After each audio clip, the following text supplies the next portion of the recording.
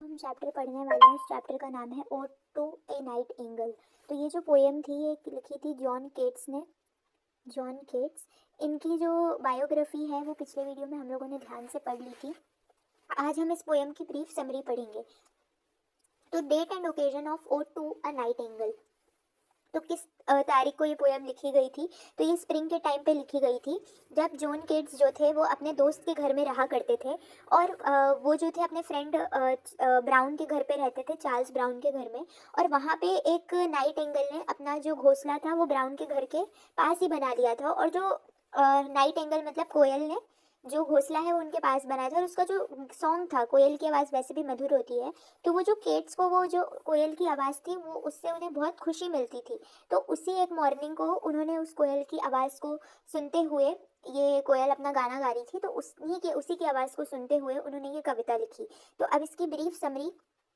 तो इसका जो पहला स्टैंजा है उसकी समरी कुछ इस तरह है कि जैसे ही पोएट जो है वो नाइट एंगल यानी कि कोयल के सॉन्ग को सुनता है, तो उसके हार्ट में मतलब जो भी पेन था वो चेंज हो जाता है खुशी में। यानी कि उसके हार्ट में जो उसको एक एक्यूट सेंसेशन ऑफ जॉय मिलता है, और उसके जो सेंस होते हैं वो नम हो जाते हैं। वो ऐसा फील करता है कि जो जो कोयल वहाँ पे गा रही है वो मतलब कितनी खुश है वो कोयल। वो समर के जो जो समर का मौसम है, यानी कि जो स्प्रिंग में भी समर के चार्म को सेलिब्रेट कर रही है, मतलब स्प्रिंग के मौसम में भी वो इतना मधुर गीत गा रही है, तो उसको बहुत अच्छा लगता है। मतलब उसको वर्ड की आवाज़ जो है उससे उसको बहुत खुशी मिलती है, उसके जो सेंस होते हैं वो नम हो जाते हैं।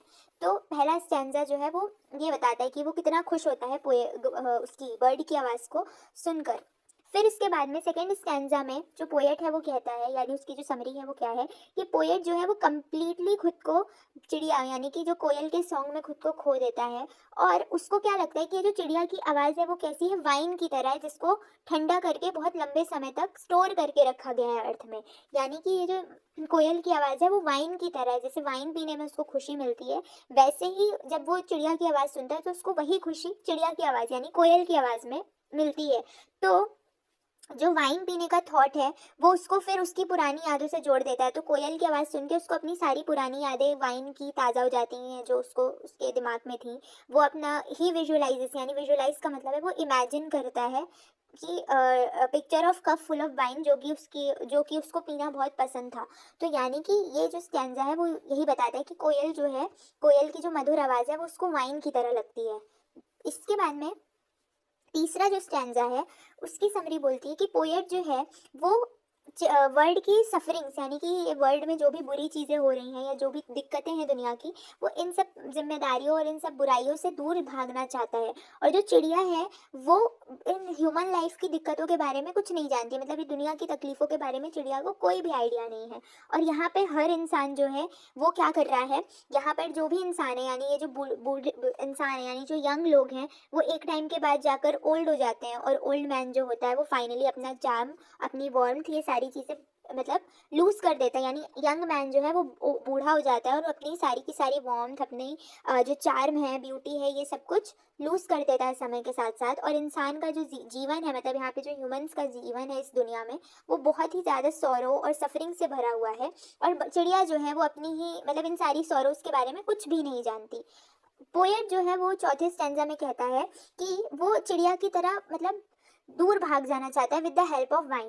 तो यानी कि यहाँ पे उसने बर्ड को और वाइन को आपस में कनेक्ट करके एक स्टैंजा लिखा है कि वो इस दुनिया की चीज़ों से दूर भागना चाहता है, वो फ्लाई करना चाहता है with the help of invisible wings. तो ये उसकी पोएटिक इमेजिनेशन है, मतलब वो ऐसा इमेजिन कर रहा है कि वो इस दुनिया के सौरों से दूर भाग जाएगा। And he finds himself with night angle, तो वो उसी चिड़िया के साथ उड़ना चाहता है, उसी चिड़िया की तरह उड़ना चाहता है और देखना चाहता है जिस तरह मून आसमान में चमक रहा होता है सराउंडेड बाय द स्टार, तो वो बेसिकली फ्लाई करना चाहता है विथ नाइट एंगल। और ये जो है ये आइडिया, उड़ने का आइडिया उसको कहाँ से आता है, बर्ड से आता है।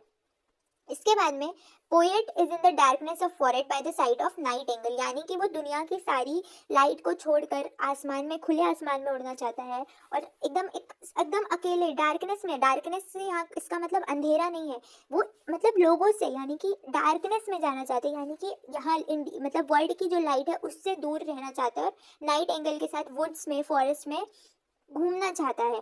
He can not see what flowers have blossomed around him but he can identify each flower by its smell. तो यानी कि यहाँ पे इसका मतलब है कि वो उस डार्कनेस में मतलब वो खो जाना चाहता है, वो इस दुनिया से दूर जाना चाहता है बेसिकली, ये चीज़ बताई गई है। इसके बाद में पोएट बोलता है कि he has often been in love with easeful death. Poet हमेशा से आसान मौत चाहता था। उसके हिसाब से सबसे अच्छी मौत क्या है कि ये नाइट एंगल का सॉन्ग सुनते सुनते वो चला जाए इस दुनिया से। लेकिन जो बर्ड है वो उसके मरने के बाद भी अपनी सिंगिंग नहीं रोकेगी, बर्ड तो गाती रहेगी, बर्ड अपनी खुशियाँ फैलाती ही रहेगी। तो यानी कि वो एक पीसफुल डेथ चाहता है, वो चाहता है कि वो इसी चिड़िया की आवाज़ सुनते सुनते यहाँ से चला जाए। जो बर्ड है वो मरने के लिए नहीं पैदा हुई है, जो बर्ड की वॉइस है वो इमोर्टल है। यानी कि यहाँ पे वो कहना चाह रहा है कि हम भले इस दुनिया से चले जाएं पर हमारा जो जो भी हमारे अंदर के कैरेक्टर्स हैं या जो भी हमने इस दुनिया को अच्छी चीज़ें फैलाई हैं वो हमेशा इधर नेचर में रहेंगी। जैसे बर्ड भले ही मर जाए लेकिन उसकी जो वॉइस है वो हमेशा यहाँ रहेगी।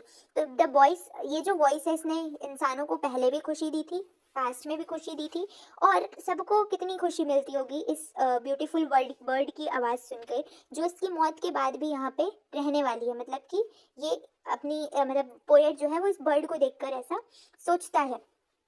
फिर जो पोएट है वो अपनी खुद की मिसरीज यानी अपनी पुरानी चीज़ों को याद करता है और वो फिर वापस रियलिटी में आ जाता है। बर्ड जो है वो उड़ जाती है और वो जो है बर्ड की बर्ड की जो सिंगिंग की इंटेंसिटी है वो धीरे धीरे कम होने लगती है। जैसे ही बर्ड फ्लाई कर जाती है तो वैसे ही बर्ड का जो साउंड है वो कम हो जाता है और धीरे धीरे वो जो है वो वापस से अपनी रियल वर्ल्ड में आ जाता है, अपनी रियलिटी में वापस से आ जाता है। तो अब फीचर्स क्या है ode to and nightingale के? तो यानी कि यहाँ पर जो पोएट की यहाँ पर एक एस्थेटिक और एक इमेजिनेटिव फीलिंग दिखाई गई है कि पोएट जो है वो किस तरीके से चीज़ों के बारे में सोच सकता है।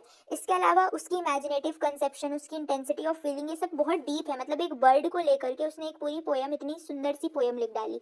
तो यानी कि ये सारी चीज़ें क्या है, ये पोएट का एक इमेजिनेटिव पावर बताती हैं कि किस तरीके से हम जो है हम the ode to an nightingale turns on the theme of contrast between real and ideal. तो रियल और आइडियल चीज़ों में डिफरेंस बताती है, मतलब रियलिटी और आइडियल, यानी कि हमारे हिसाब से जो एक्सपेक्टेशंस और रियलिटी उसमें कितना फ़र्क होता है, हमारा जो रियल वर्ल्ड है वो कैसा है और एक इमेजिनेटिव वर्ल्ड जो एक पोएट अपने दिमाग में सोचता है वो किस तरीके से हो सकता है। ये पोएम हमें उन सब चीज़ों के बारे में बताती है। और conclusion is Keats and escapist. तो ये जो पोएम हमने पढ़ी तो क्या इससे ये साबित होता है कि कीट्स एक एस्केपिस्ट है? एस्केपिस्ट का मतलब होता है भागना, एस्केप का मतलब होता है किसी भी चीज़ से भागना। तो क्या केट्स जो है वो अपनी सिचुएशन से भागना चाह रहे हैं, रियलिटी या फिर इन सब चीज़ों से भागना चाह रहे हैं? तो केट्स जो है in ode to an nightingale, Keats जो होते हैं वो एस्केप करने की यानी भागने की बात करते हैं from cares and anxieties of present, और पास्ट मेमोरी को भूलना चाहते हैं और खुद को जो है वो टाइमलेस जॉय और ब्यूटी में, मतलब वो नाइट एंगल के साथ एकदम खुश रहना चाहते हैं कि वो नाइट एंगल की ही सॉन्ग में खो जाते हैं, उसी की तरह फ्लाई करना चाहते हैं बर्ड की तरह, यानी कि वो यहाँ की केयर और एंजाइटी से भागना चाहते हैं। लेकिन ये कहना सही नहीं है कि ये जो है ये स्केपिस्ट हैं।